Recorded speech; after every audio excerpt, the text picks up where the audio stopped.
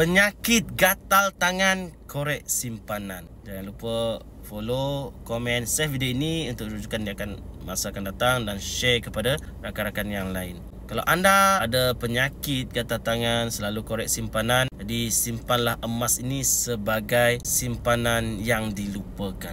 Kalau bahasa Inggerisnya, forgotten saving. Setiap orang ada alasan tersendiri kenapa mereka ni perlu simpan emas. Salah satunya emas ni boleh jadi sebagai simpanan yang dilupakan. Simpanan yang dilupakan ini penting bagi mereka ada masalah penyakit tadi, gatal tangan, nak korek duit simpanan. Bagi mereka yang ada masalah simpanan selalu bocor, simpanan tak pernah kekal, simpanan emas adalah cara yang berkesan untuk merawat penyakit gatal tangan tadi.